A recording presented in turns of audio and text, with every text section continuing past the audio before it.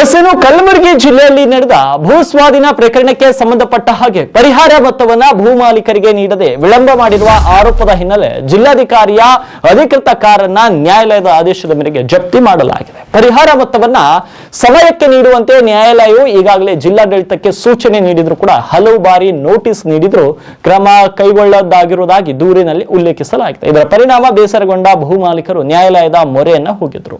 ಪ್ರಕರಣದ ವಿಚಾರಣೆ ವೇಳೆ ನ್ಯಾಯಾಲಯವು ಜಿಲ್ಲಾಡಳಿತದ ವಿರುದ್ಧ ಅಸಮಾಧಾನವನ್ನ ವ್ಯಕ್ತಪಡಿಸಿ ಪರಿಹಾರ ನೀಡುವಲ್ಲಿ ಅನಗತ್ಯ ವಿಳಂಬ ಮಾಡಿರುವುದನ್ನು ಗಂಭೀರವಾಗಿ ಪರಿಗಣಿಸಿದೆ. ಆದೇಶ ಪಾಲಿಸದ ಹಿನ್ನೆಲೆ ಕಠಿಣ ಕ್ರಮವಾಗಿ ಜಿಲ್ಲಾಧಿಕಾರಿಯ ಅಧಿಕೃತ ವಾಹನವನ್ನ ಜಪ್ತಿ ಮಾಡಲು ನ್ಯಾಯಾಲಯದ ಅಧಿಕಾರಿಗಳಿಗೆ ನಿರ್ದೇಶನವನ್ನ ನೀಡಲಾಗಿದೆ ಅಂತ ತಿಳಿದು ಬಂದಿದೆ. ಈ ಕ್ರಮ ಜಿಲ್ಲೆಯಲ್ಲಿ ಚರ್ಚೆಗೆ ಗ್ರಾಸವಾಗಿತ್ತು. ಇನ್ನು ಭೂ ಸ್ವಾಧೀನ ಪರಿಹಾರಕ್ಕಾಗಿ ಕಾಯುತ್ತಿರುವ ರೈತರು ಮತ್ತು ಭೂ ಮಾಲೀಕರಿಗೆ ಇದು ನ್ಯಾಯ ಸಿಕ್ಕಂತಾಗಿದೆ ಎಂಬ ಅಭಿಪ್ರಾಯ ಕೂಡ ವ್ಯಕ್ತವಾಗಿದೆ. ಇವತ್ತ ಕಲಬುರಗಿ ಜಿಲ್ಲೆ ನಮ್ಮ ಕಲ್ಯಾಣ ಕರ್ನಾಟಕದ ಇದು ಹೆಡ್ ಕ್ವಾರ್ಟರ್ ಇದ್ದಂಗ.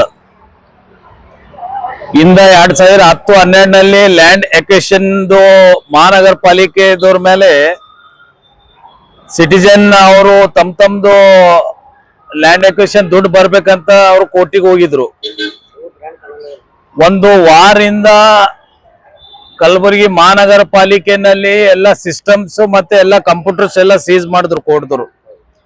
ಇಲ್ಲಿ ಕೋರ್ಟ್ದವ್ರದ್ದು ಏನ್ ತಪ್ಪಿಲ್ಲ, ಇವತ್ತು ಸರ್ಕಾರ ತಪ್ಪಿದೆ. ಇವತ್ತು ಸುಮಾರು ಒಂದು 300 ಕೋಟಿ ಸನಿಪೇನು ದುಡ್ಡು ಕಟ್ಬೇಕಂತ ಕೋರ್ಟಿಗೆ ಲ್ಯಾಂಡ್ ಎಕ್ವಿಷನ್ ಆದವ್ರಿಗೆ ಕೊಡ್ಬೇಕಂತ ಇದು ಕೋರ್ಟ್ದು ಆದೇಶ ಇದೆ. ಇವತ್ತು ಕಲಬುರಗಿ ಜಿಲ್ಲಾ ಅಧಿಕಾರಿಗಳು ಅಂದ್ರೆ ಇವತ್ತು ಕಲಬುರಗಿ ಬಾಸ್ ಇದ್ದಂಗ ಅವರು DC ಮೇಡಮ್ ಅವರು.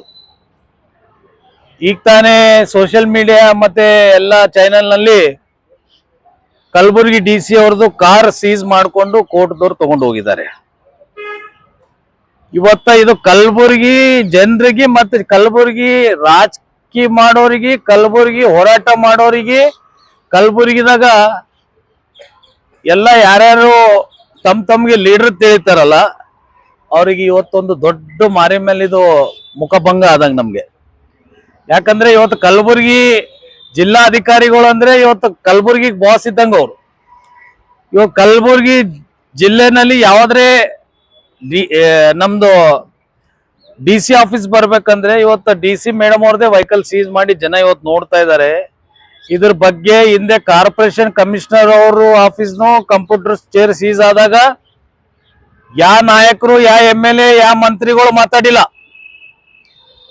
ಇವತ್ತ ಮಹಾನಗರ ಪಾಲಿಕೆ ಕಮಿಷನರ್ ಅವ್ರ ಮೇಲೂ ಇವತ್ತ ವಾರೆಂಟ್ ಜಾರಿಯಾಗಿದೆ. ಈಗ ತಾನೇ ನಾನು ತಿಳ್ಕೊಂಡೆ. ಇವತ್ತು DC ಮೇಡಮ್ ಅವ್ರದ್ದು ಕಾರ್ ಸೀಸ್ ಮಾಡಿದ್ದಾರೆ, ಮಹಾನಗರ ಪಾಲಿಕೆ ಕಮಿಷನರ್ ಅವ್ರಿಗೆ ವಾರೆಂಟ್ ಜಾರಿಯಾಗಿದೆ. ಇವತ್ತೊಂದು IS ಆಫೀಸರ್ ಬೇರೆ ಬೇರೆ ಡಿಸ್ಟ್ರಿಕ್ಟ್ ನಿಂತ ಬರ್ತಾರೆ. ಇವತ್ತೊಂದು IS ಆಫೀಸರ್ ಅಂದ್ರೆ ಇವತ್ತು ನಮ್ಗೆ ಅವ್ರ ಬಗ್ಗೆ ಬಹಳ ಗೌರವ ಇದೆ. ಇವತ್ತು ಮಹಾನಗರ ಪಾಲಿಕೆ ಕಮಿಷನರ್ ಸಾಹೇಬರು IS ಆಫೀಸರ್ ಇದ್ದಾರೆ, ಇವತ್ತು DC ಮೇಡಮ್ ಅವ್ರನ್ನು IS ಆಫೀಸರ್ ಇದ್ದಾರೆ. ಈ ಸರ್ಕಾರದಾಗ IS ಆಫೀಸರ್ ಕೆಲಸ ಮಾಡ್ಬೇಕಂದ್ರೆ ಕಲಬುರಗಿ ಜಿಲ್ಲೆದಾಗ ಇಂಥ ಪರಿಸ್ಥಿತಿಗಳು ಬಂದಿದೆ. ಇದ್ರ ಬಗ್ಗೆ ಇಲ್ಲಿಂದ ಇದ್ದಂತ ಸರ್ಕಾರ ಇದ್ರ ಜವಾಬ್ದಾರಿ.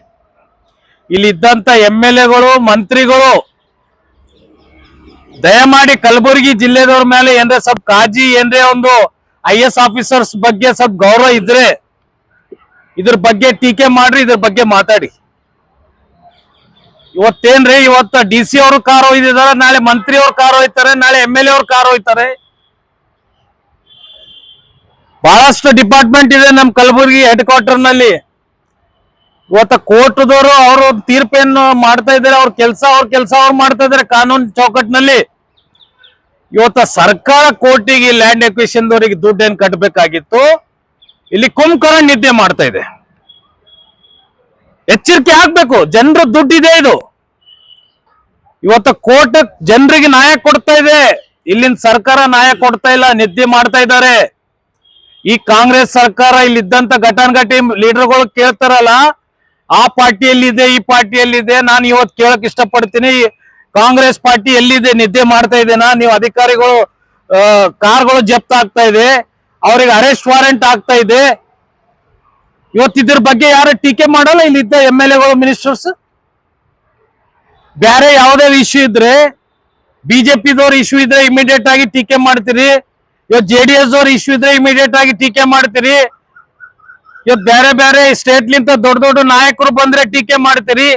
ಇವತ್ತು ಜಿಲ್ಲಾಧಿಕಾರಿಗಳದ್ದು ಕಾರ್ ಸೀಸ್ ಆಗಿದೆ, ಮಹಾನಗರ ಪಾಲಿಕೆ ಕಮಿಷನರ್ ಅವರಿಗೆ ಅರೆಸ್ಟ್ ವಾರೆಂಟ್ ಆಗಿದೆ. ಅದ್ರ ಬಗ್ಗೆ ಯಾರು ಮಾತಾಡ್ತೀರಿ?